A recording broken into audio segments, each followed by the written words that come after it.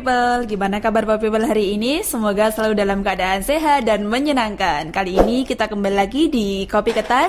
Dan pada kesempatan kali ini kita akan mengulik dan membahas tentang tantangan dan success story berkarir di dunia kelistrikan episode 2. Jadi pada kesempatan hari ini saya sudah ditemani oleh success employee kita, yaitu ada Bapak Khairul Huda selaku manajer pemeliharaan UP Pacitan. Selamat pagi Bapak, gimana kabarnya? Alhamdulillah sehat. Mbak Nila gimana? Alhamdulillah sehat seperti yang Bapak lihat ya. Jadi pada kesempatan hari ini Pak, kita akan membahas tentang seputar bagaimana berkarir di dunia kelistrikan versi Pak Huda sendiri.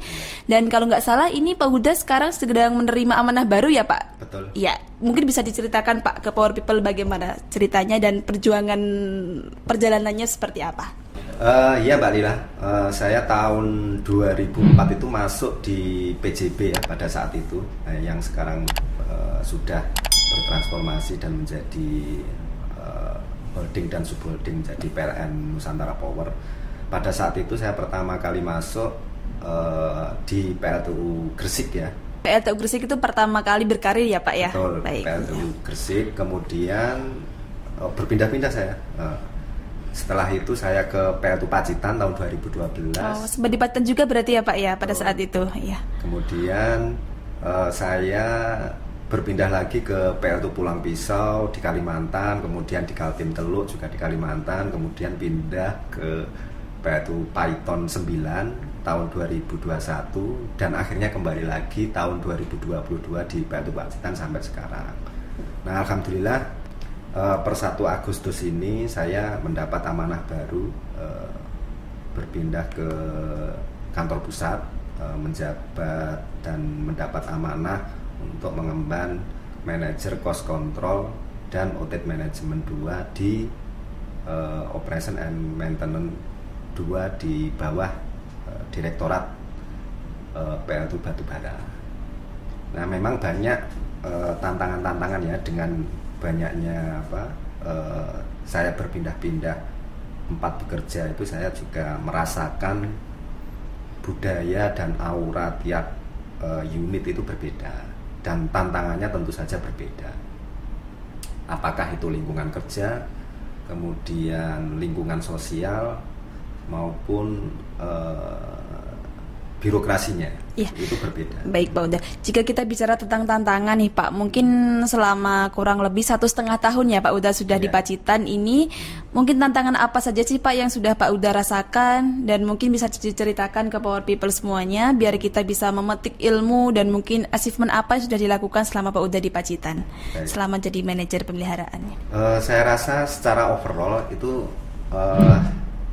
saya nggak terlalu kaget ya ketika kembali ke PLTU Pacitan karena sebagian besar karyawannya juga saya masih kenal gitu ya. Iya, karena dulu pernah ya Pak ya, pernah. Walaupun secara ini yang struktural ke atas itu sudah banyak berubah, tapi sebagian besar saya kenal. Dan secara infrastruktur menurut saya yang menjadi tantangan memang agak berbeda ketika pada saat saya pertama datang di sini ya. Karena ketika saya pertama datang ke sini itu masih ada kontraktor yang masih proses konstruksi dan komersialisasi. Jadi berbeda sekali, sudah banyak peningkatan yang saya rasakan ketika masuk pertama di PLTU Pacitan. Tapi ketika saya dikasih amanah baru terkait pemeliharaan sebagai manajer pemeliharaan di sini, saya juga mulai fokus ke peralatan-peralatan yang ada di PLTU Pacitan. Menurut saya banyak yang perlu diimprove. Apa itu Pak contohnya mungkin yang perlu diimprove di Pacitan biar nanti Pacitan semakin meroket lagi nih Pak? Ya, mungkin ini sebagian sedikit saja ya apa yang sudah kami lakukan bersama tim ya. Tentu saja kita bekerja di sini bukan karena saya, tapi betul, karena iya.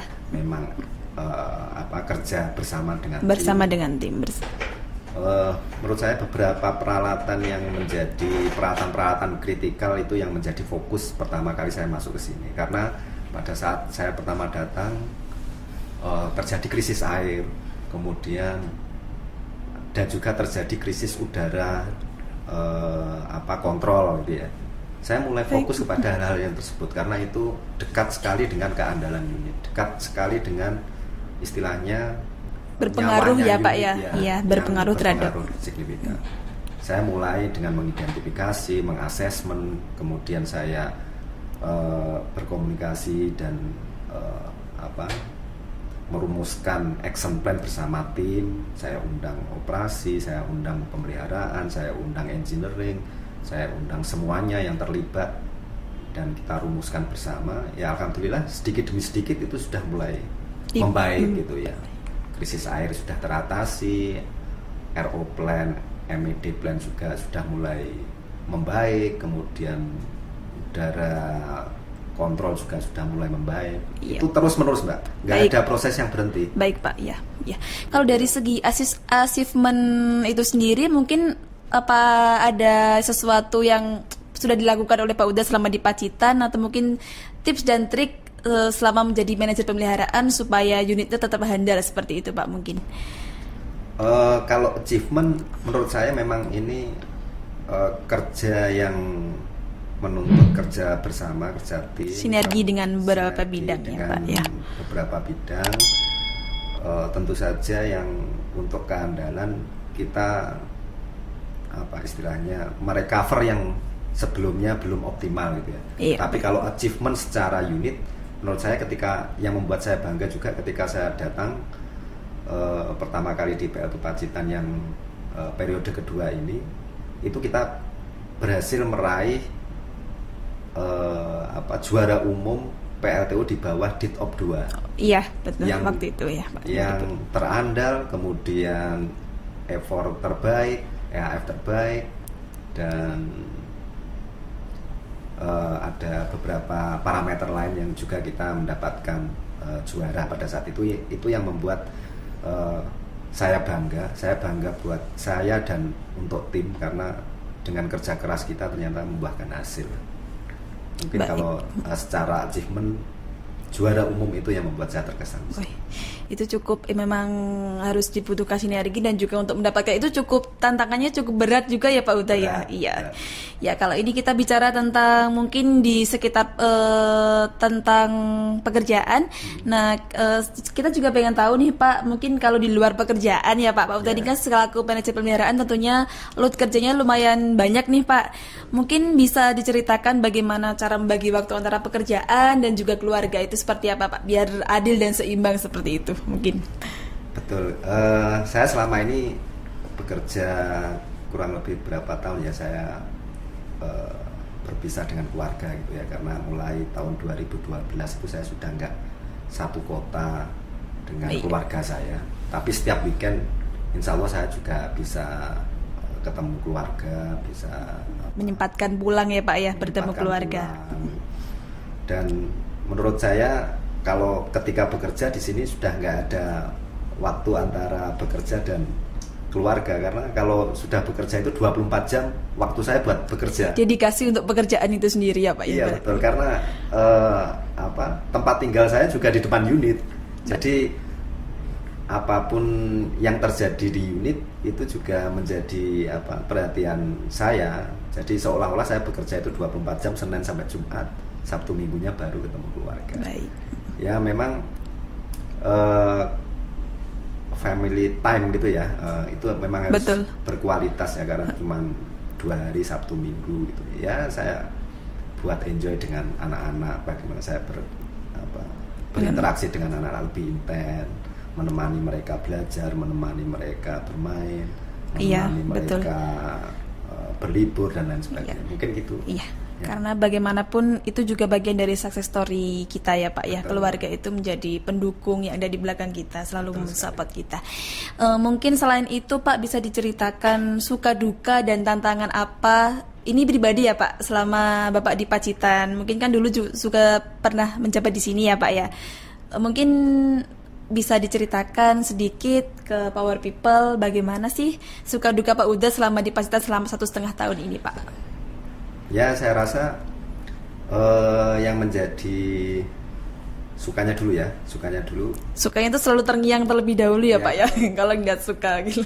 Menurut saya sukanya di sini, saya nyaman bekerja di PLTU Pacitan karena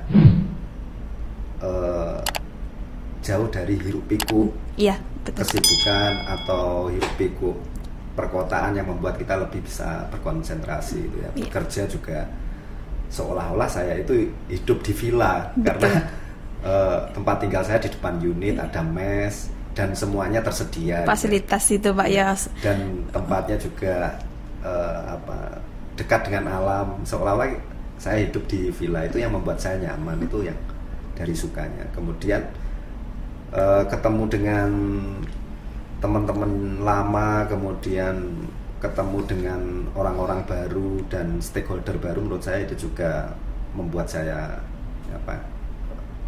senang gitu ya. Saya juga mulai bertemu dengan stakeholder yang ada di sekitar PLT Pacitan, dengan Pemda, dengan pihak ketiga dan lain sebagainya. Itu terutama juga ketemu dengan orang-orang baru itu membuat kita semangat dan lebih nyaman. Iya. Kalau dukanya tentu saja kalau terjadi gangguan gitu ya. Iya pasti itu Pak ya, sudah. Kalau terjadi gangguan itu, apalagi bidang pemeliharaan itu adalah yang paling bertanggung jawab untuk merecover gitu. Bagaimana caranya supaya cepat recover. Nah itu segala pikiran, tenaga itu kita curahkan, dan bahkan Sabtu Minggu kita korbankan waktu untuk keluarga. Loyalitas ya Pak, itu yang namanya loyalitas. Betul. Itu Pak ya. Karena disitu, bagaimanapun itu adalah amanah yang harus kita jalankan.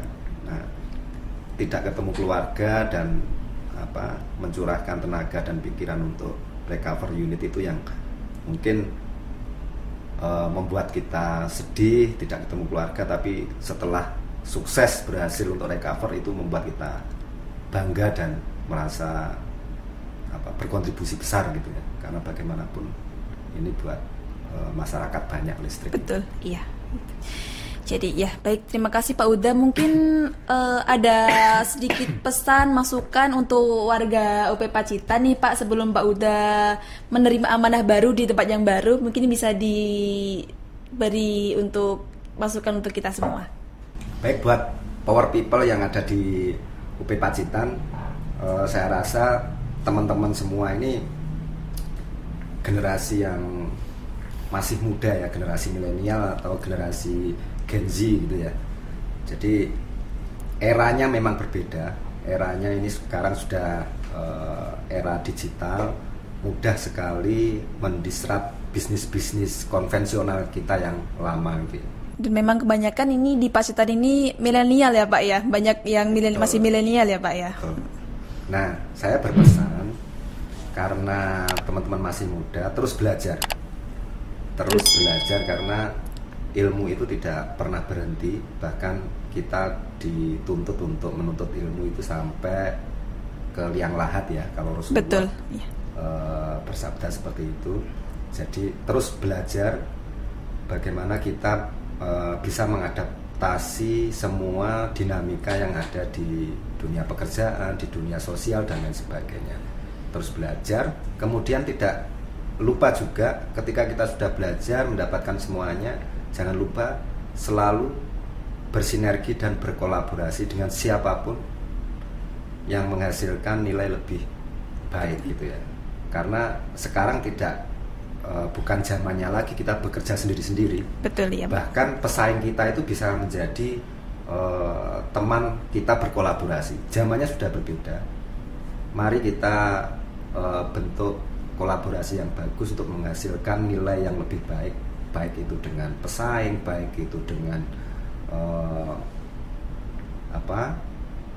dari luar negeri, dari teman-teman yang selama ini belum kita kenal, dengan berbagai pihak lah, untuk lebih kita mendapatkan nilai yang lebih baik. Intinya jangan pernah takut untuk berkolaborasi dan bersinergi dengan semua pihak.